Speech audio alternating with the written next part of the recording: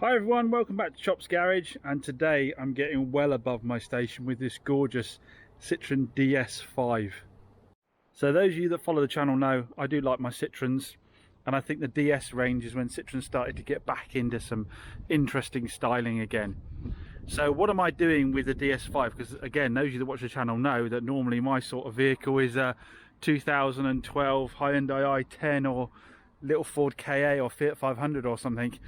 Well, as you know, more recently I've been saying I'm trying to get a bit of a mix up of cars on the channel, not just the same ones over and over again. And again, like I said, those you know the channel know I came from a corporate background, moved into selling cars, and one of the things I wanted to do was just try loads and loads of cars. I absolutely love cars. So any opportunity I get to try something different, I think I should give it a go and let you know my thoughts on it, let you have a look around them as well. I love the fact that I get to drive different cars every day now. Genuinely doesn't feel like work. But this is a bit of a strange one, because to be perfectly honest, I didn't really know what the DS5 was until I got a message from a subscriber, Paul. Thanks, Paul, to say that unfortunately his father had passed away and he was doing the probate side of things and was looking to sell his beloved DS5. Now his father sounds like a bit of a cool guy because he had a massive Citroen streak in him as well, and I think that's been passed on to Paul because he's got Citroens, so everyone in the family loves the old Citroens. And yeah, so his father had got hold of this fully loaded up DS5, and unfortunately now obviously Paul's job was to sell it on because he was going to keep it for himself, but unfortunately he's got himself a new car recently and he's got next to no miles on it, so it wouldn't have made sense changing to this. So he bugged me an offer, as many as you know, as quite a lot of you subscribers do, which is massively appreciated. Thank you everyone. He sent me a message and said, look, I'm about to get rid of it, you know, we buy any car kind of thing, or local dealer, would it be something you'd be interested in? Now I have to admit that at first my initial reaction was no, because this is a 2-litre DS5 HDI Sport automatic. Now nothing wrong with that combination, anything other than it's quite a valuable vehicle. Again, most of my cars are somewhere between the sort of 3 to 5k range, and this is well above that. So again, I felt like it was a little bit above my station to be getting involved in a vehicle like this. But more recently, again, I've been thinking, you know, what direction is the business going to go in? Do I just stick with small cars for the rest of my life, or, you know, as I said, I got in this game for it to be interesting for me, so do I try some different things? He sent me a picture and I thought that is a really nice looking car, which I think you'd have to agree. I mean, I guess it might be a bit Marmitey, I'm not sure. I'll be interested to see what the comments are below. I think it's a bit too new for old Hubnut, isn't it? I don't think he'd like this so much. I don't know, actually. I don't know his opinion on modern Citroens. I should have... Unfortunately, this came after his visit. So, yeah, so we came to a deal, Paul and I. He kindly drove it down to me. I dropped him back to Barnstable train station. He's a police officer in the local area doing a job that we should all be massively thankful that he's doing. Something, you know, I wouldn't discuss it on camera, but yeah, really, really thankful for the job that he is doing, him and his colleagues. So yeah, we dropped him back to Barnstable train station, and yeah, had a nice little chat. Another subscriber, another Paul, turned up at the same time. So hi to Paul, second Paul. Sorry, I didn't take your surname. He popped up, being a bank holiday. Everybody else is shut, but you know me, I'm always in playing around with something. So yeah, we had a nice old Barney, I should say. We didn't have a Barney. We had a nice chat. And then I got to drive it back to the train station, and as per with the subscriber's car, it's exactly as it was described, and it drives beautifully. We will get the camera in it a bit later, and we will do a bit of a drive in it, because yeah, I think a lot of you might be interested to hear the score on it. So this, like I say, is the Sport. So we've got these gorgeous alloys, and his father actually had them refurbed fairly recently, so they're unmarked all the way around, which is obviously for a dealer is a massive expense to get these, because they're machine faced on these, so very expensive job to do properly. I would imagine you'd be running into like £600 at least to have these wheels done, but they're all immaculate because he had them refurbed. Again, a sign of someone who loved their car. It's this gorgeous metallic purple paint with these nice chrome tips on it, tinted glass. This is all factory, full glass roof, and this section here all glass. It's keyless entry, auto folding mirrors, around the front end of the car. We've got a nice chrome highlights around the front here as well. It's just a stunning looking vehicle. I hadn't really ever seen one before. Going inside, full leather with more toys than I can really count. In fact, I got myself a bit of paper and wrote some down, so if you hear the uncrinkling, that's me reminding myself what it has. So it's that's the wrong bit. Typical chops. So yeah, some quick stats on it. So this is a 2 litre HDI Sport, 0 to 60 8.5 seconds, 135 mile an hour, 55 miles to the gallon average, 200 foot-pound of torque and 160 brake horsepower. So nice amount of grunt. We know the diesels are more about the actual low down torque. So good performance levels from something that doesn't look like the kind of thing you want to be hurling around, to be honest. It's a bit of an armchair car, I would have said.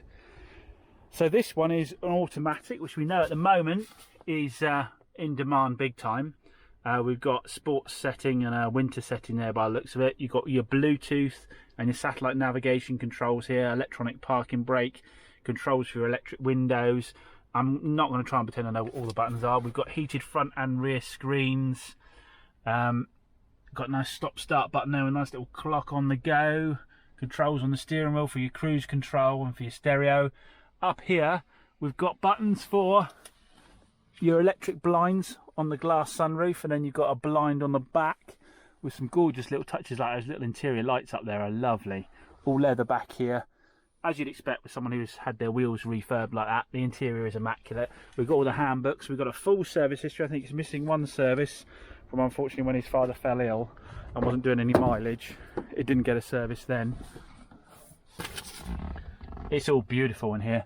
So look, just little touches like those interior lights are lovely up there. And then we've got this blind here. I haven't found out what all the electrics are, what they do, but all the leathers. Oh, what we've got here, controls for electric windows. We've got some 12 volt there, heater controls. Gorgeous interior. All this leather is absolutely immaculate. So yeah, really nice looking car. When I first looked, I thought, well, the boot doesn't look that big for a car of that size, but it is actually quite large. Just pop the boot a second, if I've got the right set of keys on me. Got 2 keys here, luckily.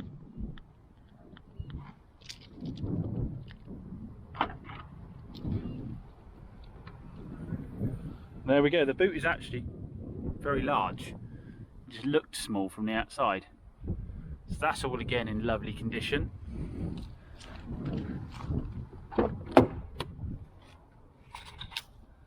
Yeah. All really good nick. So hopping into the driver's seat, all the carpets are in nice condition. So if we put our foot on the brake, we'll start her up. Start straight up. How are you feeling? Got the stereo there. So yeah, we've got these glass panels either side of the centre controls here, and then the blind back there. But you can see what's popped up is a little display there. I forget what you call those now. It'll pop up display as well. And up here we've got all these buttons. I don't know what all these buttons do. Oh, we go. There we go. Blind going across. Nice. Not sure what that one relates to. Oh, I think you can, yeah, I can pop the screen down. Then we've got the back one, the electric one for the back as well. All working. Really nice design with this centre bit in here. I like it when stuff's done and it's not, you know, is it the most practical place to put stuff? I don't know if it is, but does it look cool and make the car a bit different? Yes, it does, and that's what I like about Citroens. They don't necessarily do anything because it makes particular sense. You've got a cut-off steering wheel. It just is really cool. Let's turn her off. So yeah, we'll get the camera set up and we'll take it for a little drive. So off we head in the Citroen DS5. I love being able to take different cars home every night. My daughter loves it. She likes going for a little ride in them the following day.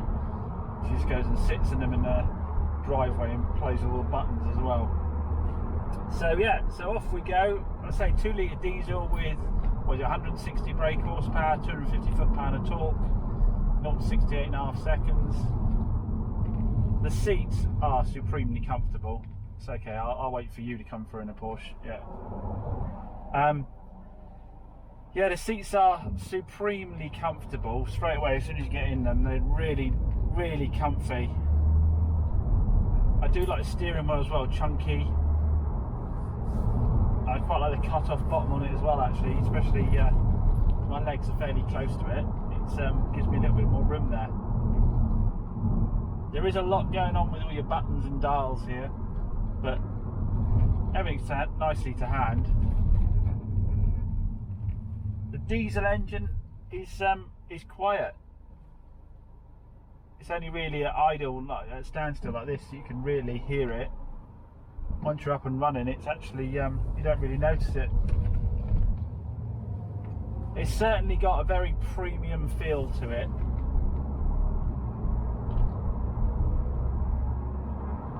The auto box changes nice and smoothly, no jerkiness to that at all.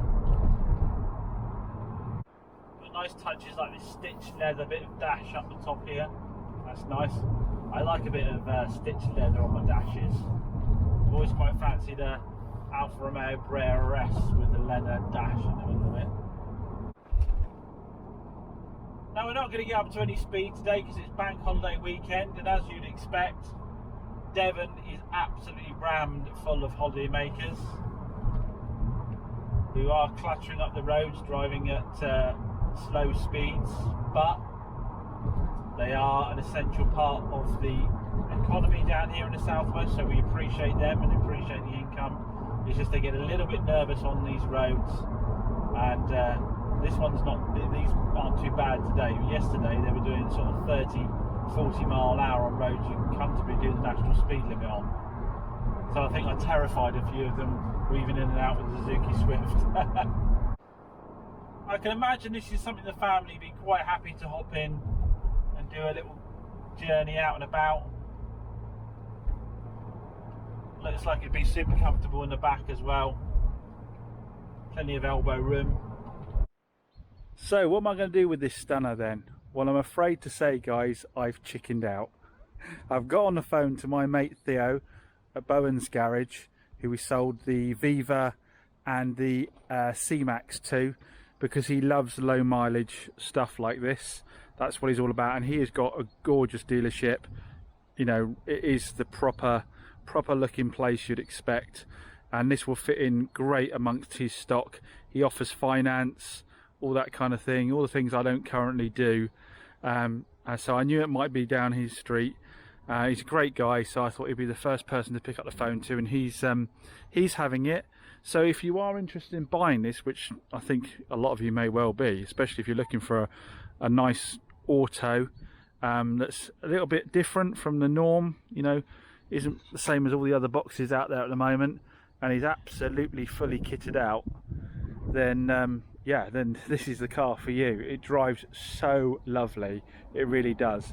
As I say, it's like it's in a comfy armchair. It really is. You don't feel the need to rag it around, although with that torque it does get up and go.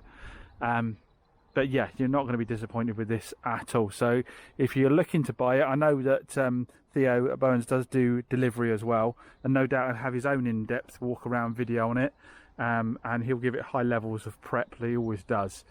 So yeah, I'll put a link in the description down below if you want to get in contact with Theo about buying this one. But as always, massive thanks for the offer for the vehicle from the subscriber. My contact details are also below if you are looking to sell a vehicle, and I always make sure they go to good homes where they're going to be looked after, and to good dealers I know are going to look after the customers that buy them. And at some point I'm going to get the cojones to start selling more expensive cars. I'm not entirely sure in this current setup this is the place to be doing it, or at least until I've got finance in place anyway, until I can offer finance and maybe got a little bit more help on hand as well, and can present the place I really would like to, you know, the way I'd like to present the place. Anyway, I hope you enjoyed watching that. Catch you again soon.